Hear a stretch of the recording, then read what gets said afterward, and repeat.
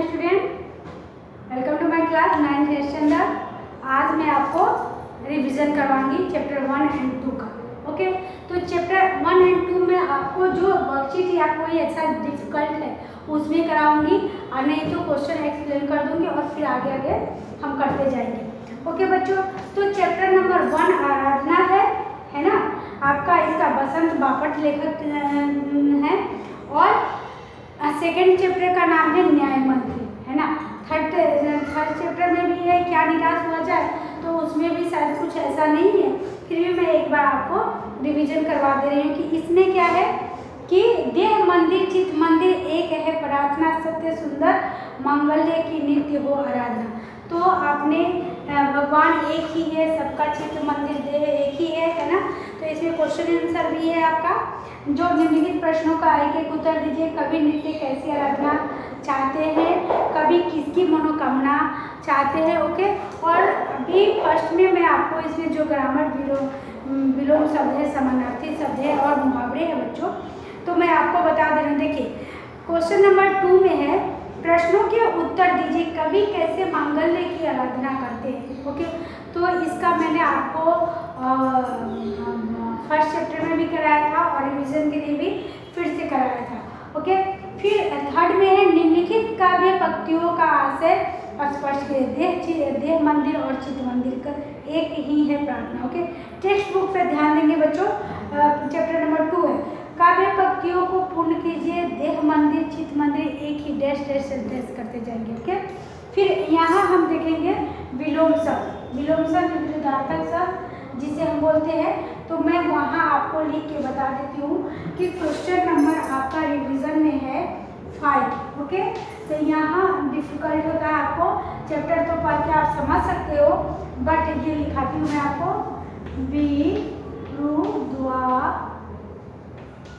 थी। ओके, है ना।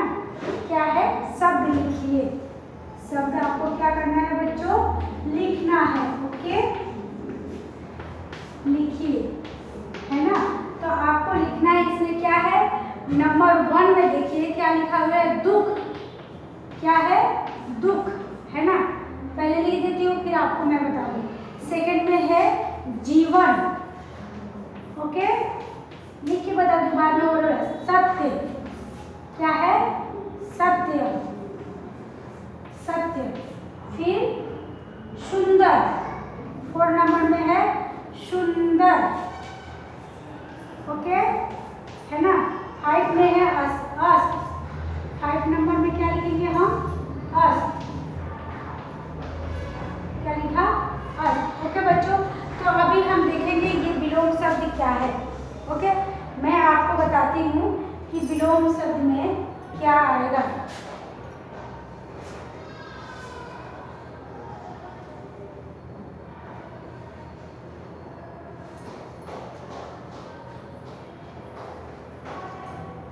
लिखिए यहाँ क्या है, सुख। सुख का क्या लिखेंगे बच्चों, आपको आता है ना, सुख मैंने पढ़ाया था। यहाँ आ जाएगा आपका सुख का दुख। अगर दुख लिखा है तो क्या लिखेंगे हम, सुख। क्या लिखेंगे, सुख। ओके, है ना। जीवन है तो क्या आएगा इसका, जीवन का मृत्यु। क्या लिखेंगे, मृत्यु। ओके बच्चों, है ना। सत्य का असत्य, यहाँ अ लगा देंगे तो हो गया असत्य। ओके, फिर सुंदर का क्या लिखेंगे, सुंदर का असुंदर। यहाँ अ लगा दीजिए, सुंदर लगा दीजिए, है ना, असुंदर। ओके, अस्त को क्या लिखेंगे, अस्त किसे बोलते हैं, जो डूबता है, तो क्या लिखेंगे, उदय, उदय। ओके बच्चों, ये तो आपका क्लियर हो गया, है ना। इरेज कर देती हूँ।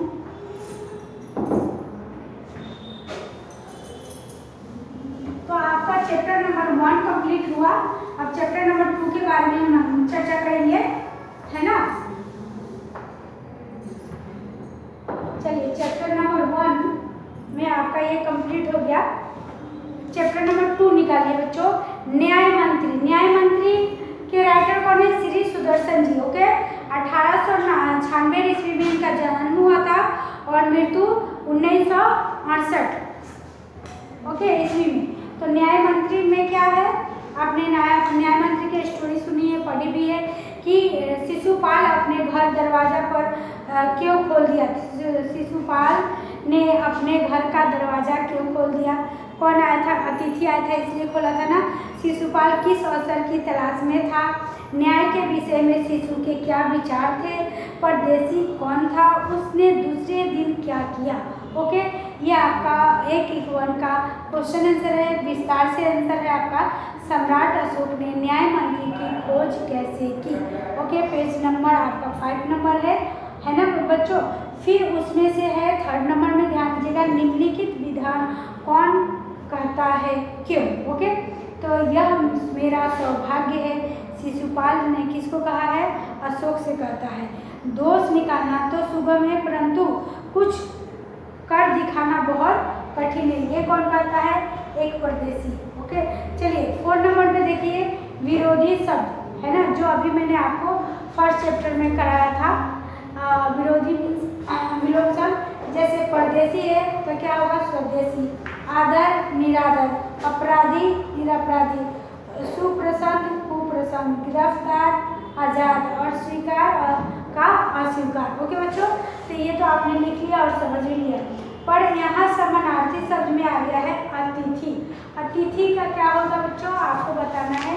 अतिथि का क्या होता है, समानार्थी शब्द मेहमान। अतिथि का क्या लिखेंगे हम, मेहमान। चलिए ये मैं लिख के आपको बता देती हूँ।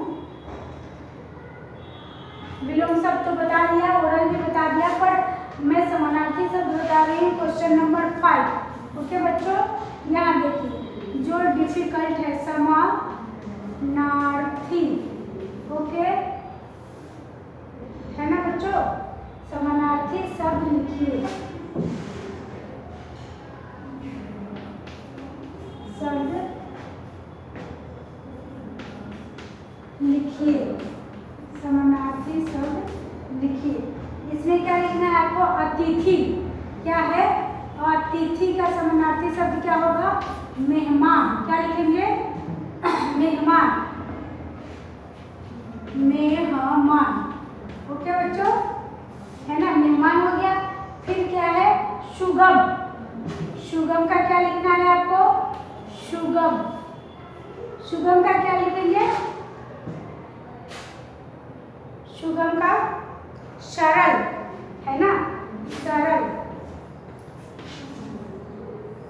सरल। उसके बाद से कठिन, कठिन, है ना। कठिन का क्या लिखेंगे हम, मुश्किल, मुश्किल, है ना। कठिन का है मुश्किल। ओके, चलिए अभी कठिन के बाद मुश्किल, उसके बाद से हम लिखेंगे क्या है, हैरान। हैरान का क्या होगा, चकित, हैरान, चकित,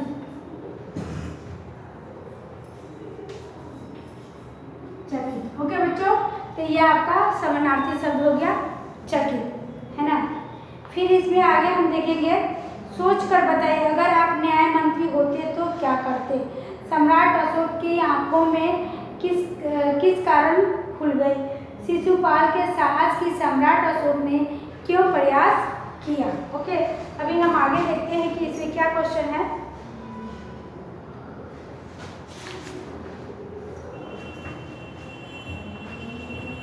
अभी देखिए बच्चों, न्याय के रूप में शिशुपाल के घोषित करते हुए सम्राट अशोक ने राजमुद्रा दी।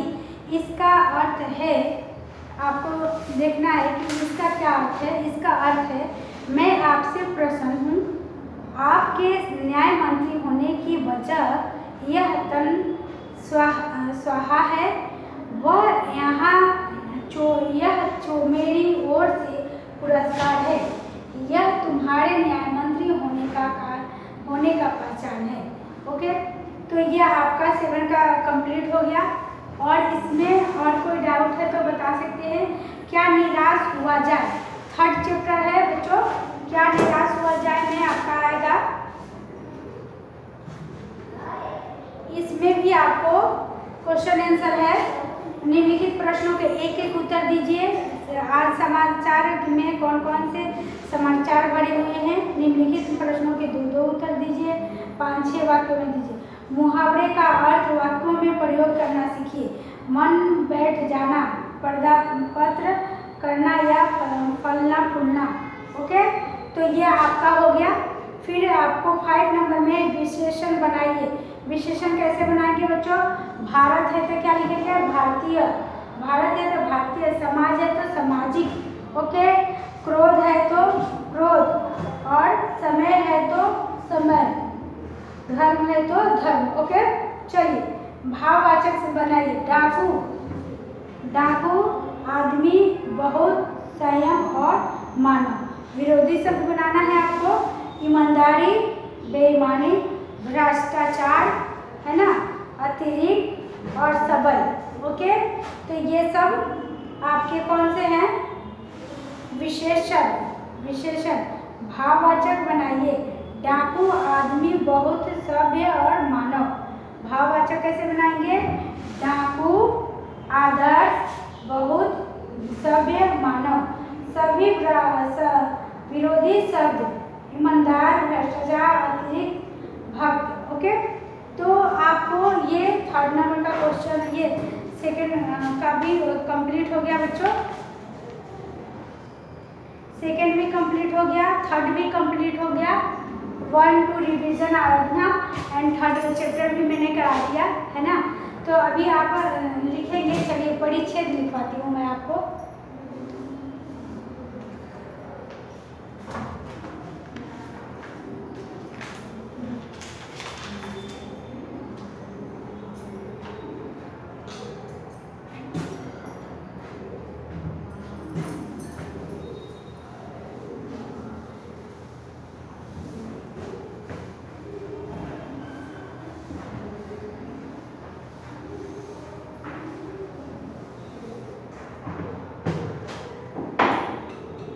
परिच्छेद लिखवाएंगे अभी आपको।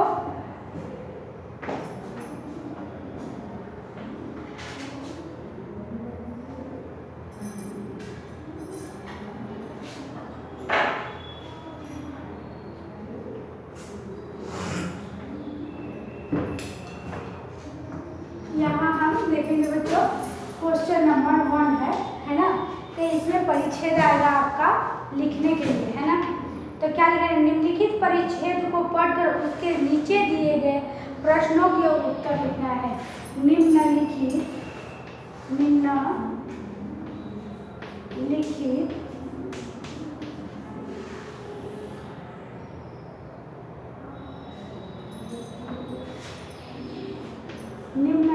प्रश्नों,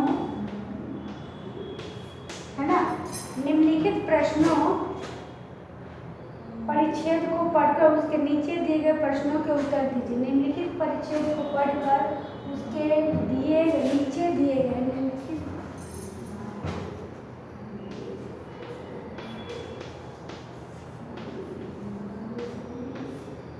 को पढ़कर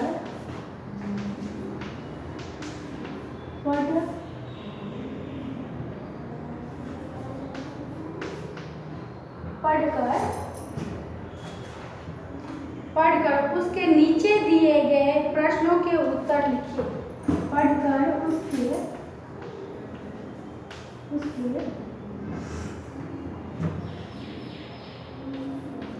नीचे दिए गए, है ना, नीचे दिए गए प्रश्नों के उत्तर लिखिए।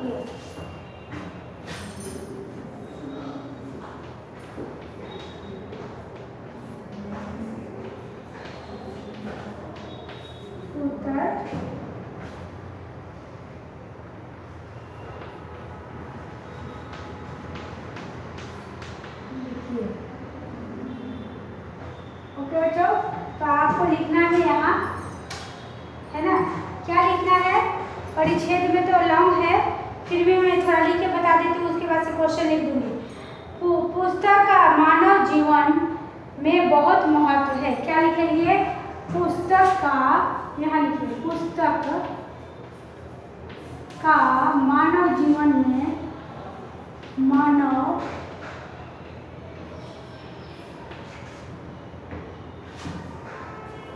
जीवन में बहुत ही महत्व है।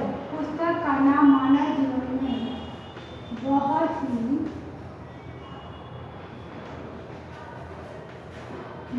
ही क्या है? बहुत ही महत्व है।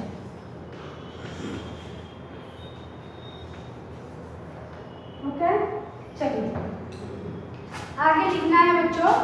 बहुत ही महत्व है। मानव ने धर्म पर सर्वप्रथम पुस्तक का अभ्यास करने के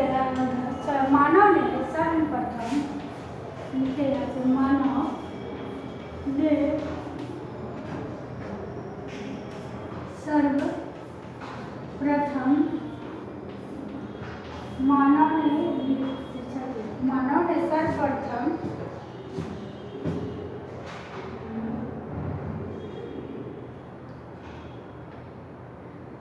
पुस्तक का आरंभ, अपने अनुभव बात को पुस्तक का आरंभ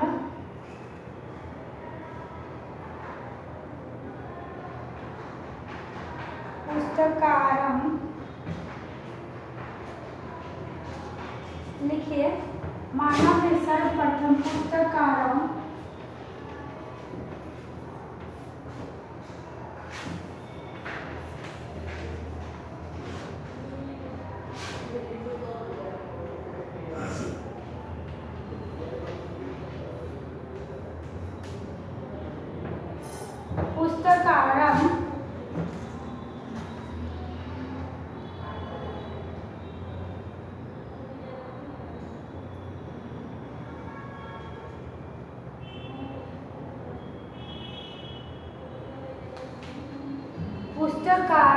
अद्भुत, लिखिए यहाँ अद्भुत। क्या लिखेंगे हम? अद्भुत। पुस्तक का आरंभ अद्भुत,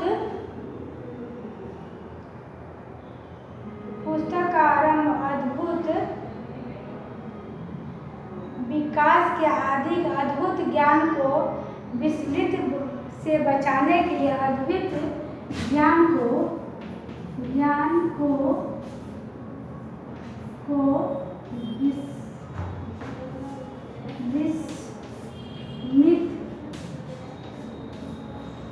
विस्मित बचाने के लिए, विस्मृत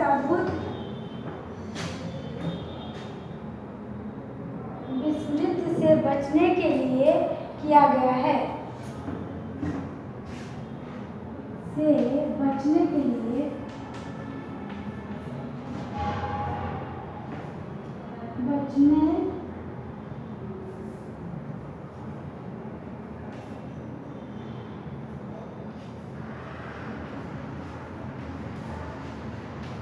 लिए किया गया है।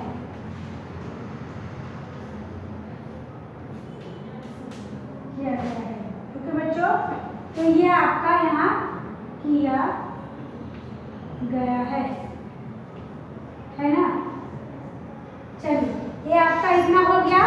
ये इसमें परिच्छेद है, तो बचाने के लिए विस्तृत करके किया गया है।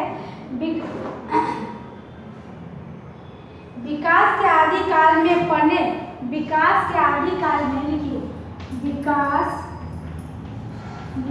के आदि काल में,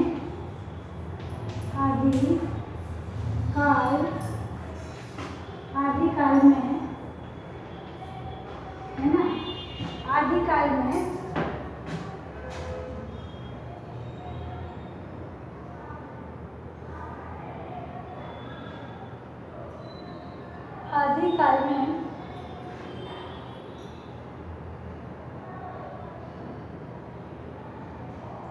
इस ज्ञान संग्रह, आदि काल में इस ज्ञान संग्रह के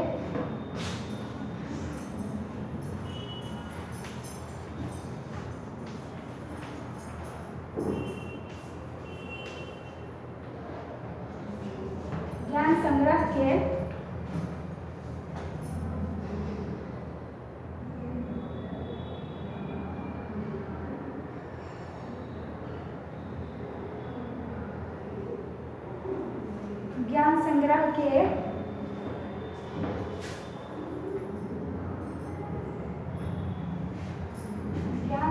के इकाई में किया गया है ना, ज्ञान संग्रह।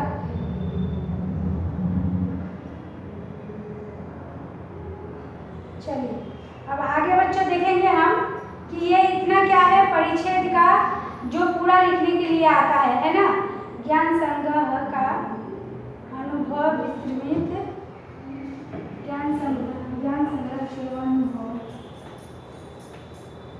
अनुभव निश्चित है,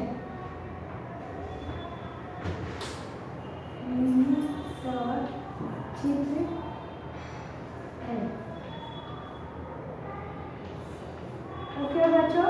तो इतना आपको ये है। अब इसी परिच्छेद का और भी है, इसमें कहानी आपका आएगा, जैसे कि मानव के पुस्तक का आरंभ किस लिए किया गया था। मानव का पुस्तक का आरंभ किस लिए, मानव का पुस्तक का आरंभ अद्भुत ज्ञान के विसंगति से बचने के लिए किया गया था, है ना।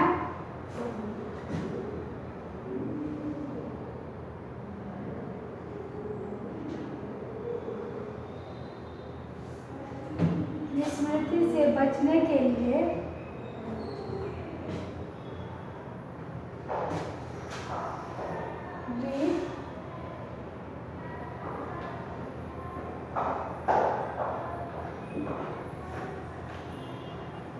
इससे बचने के लिए किया गया था। ओके बच्चों, तो ये आपका इतना है। इसमें तो और भी क्वेश्चन है ना। तो इससे क्वेश्चन आपको मिलता जुलता रहेगा। मैं बता दे रही हूँ आपको, इतना तो बता दी, तो और भी आगे मैं बता देती हूँ कि लिखा हुआ है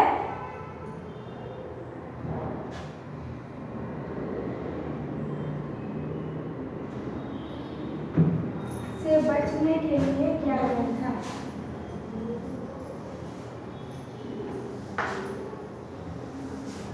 चलिए देखेंगे हम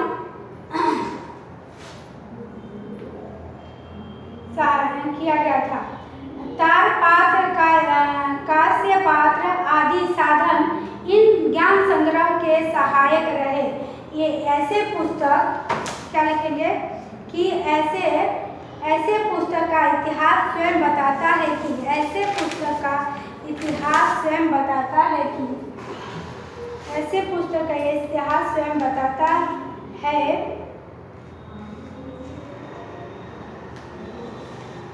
ऐसे पुस्तक का इतिहास स्वयं बताता है कि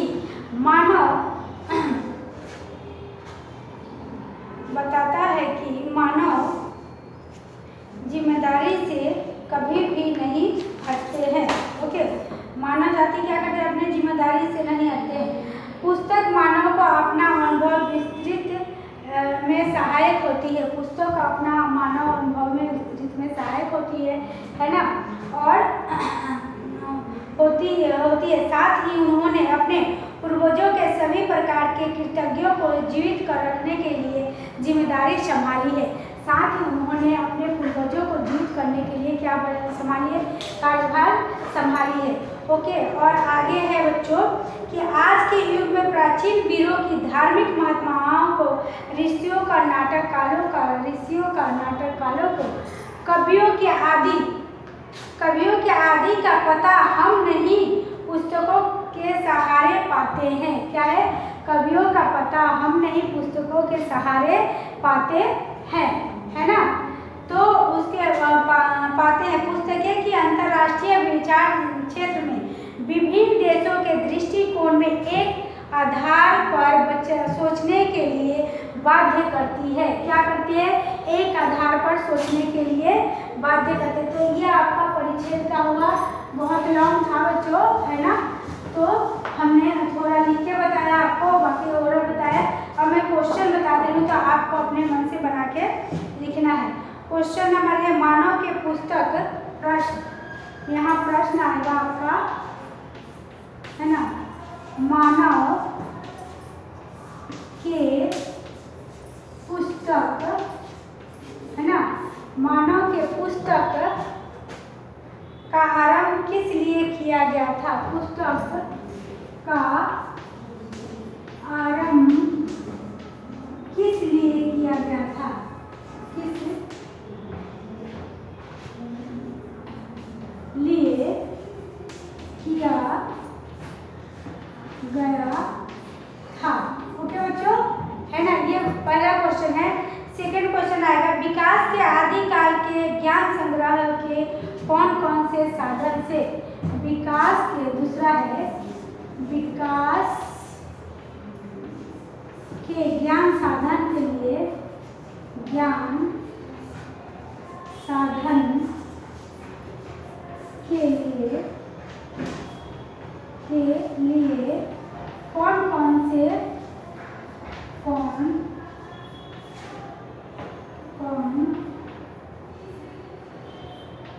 विकास साधन के लिए कौन कौन से साधन थे? कौन से साधन थे?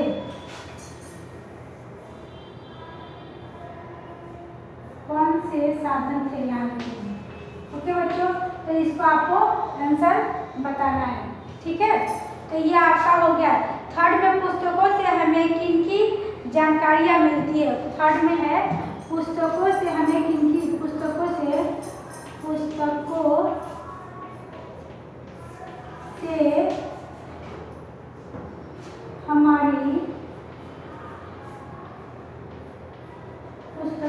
हमारी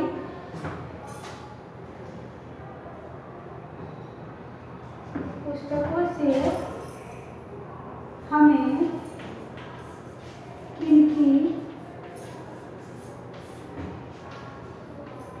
जानकारी मिलती है?